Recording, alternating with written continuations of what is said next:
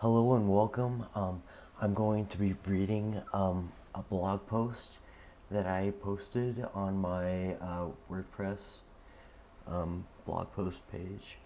It's called Current Psychiatric Treatments and Practices Are a Large Contributor to Why Our Mental Health Crisis Continues to Worsen. Psychic abilities, clairvoyant, cognizant, clairaudience, and spiritual experiences have been demonized and pathologized by Western psychiatry. These experiences of a heightened, awakened, kundalini, heightened, awakened kundalini nervous system are immediately medicated and disregarded instead of actually being addressed with natural behavioral and environmental interventions, thus causing more disorder and confusion for the individual, which is the last thing you want when addressing a thought disorder, as they put it. The isolation and constant medication changes heavily affect people's symptoms, yet clinicians see it as the illness needing more unhelpful interventions, i.e., increased isolation, medication changes, etc., which only feeds the progression of the severity of the symptoms that is supposed to be treating. It is most concerning because these medications aren't necessarily backed by a stable science. We are seeing that often these medications exacerbate and even cause more symptoms than the individual had in the first place. How is this addressing their symptoms and crisis at all? It is abundantly obvious that the Western system of approaching psychiatry and medicine has been extremely harmful, and yet nothing is being done to change or improve this. These hospitals are only working for profits, not for the benefit of the individual. How is that creating the appropriate healing environment these individuals need? How is that the treatments and systematic isolation that actually exacerbate and cause more symptoms continue to be justified as if this is the best solution we could possibly find? We aren't promoting environments of wellness. We have created environments of sickness that continue to grow on itself as individuals react to different medication changes that not only heavily affects them physically, but are also constantly changing their brain chemistry and their physiological and nervous system as a whole. I apologize. I can't articulate as well as I'd like to at the moment, but the reckless medical negligence that goes on in these psychiatric facilities is horrifying and is a major health crisis that continues to be pushed under the rug. No one seems to want to address this. Why? Because the overarching systems and institutions that are overseeing this corruptions are the ones profiting off of it. That's why it seems to be intentionally done.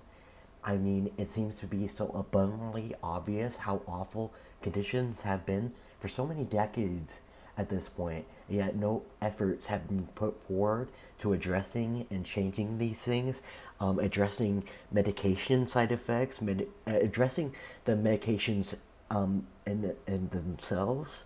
Like, we're not changing anything. We're just justifying the way things have always been. It's not that our society has overlooked this. I mean, how can we when it affects all of us? It is because these systems know they are benefiting and profiting from the madness and don't want to change anything.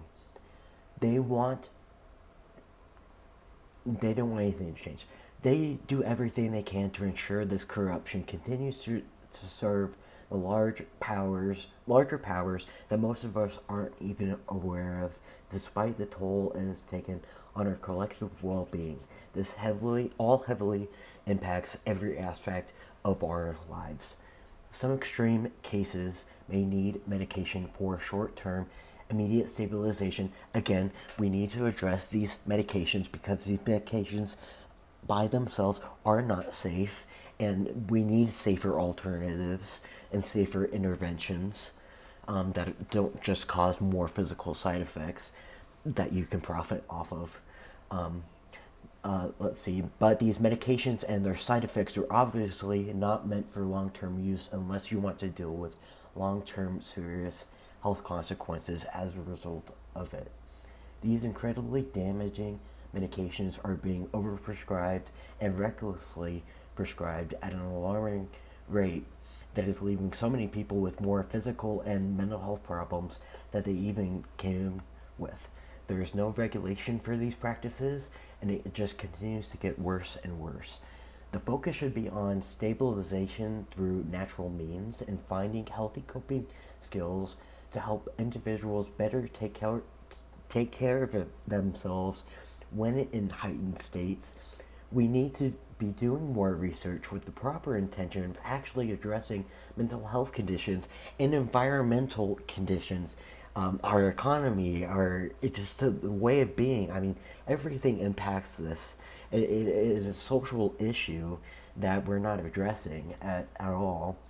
And if we were to address these social issues and not be giving tax breaks to people who do not need it, and be bringing in money to actually funding education, funding health, funding mental health care, physical health care, and increasing wages, just just making it just a humane society to be a part of, then we can focus on stabilization through natural means and find healthy coping skills and tools to help individuals better take care of themselves when they're in their heightened states.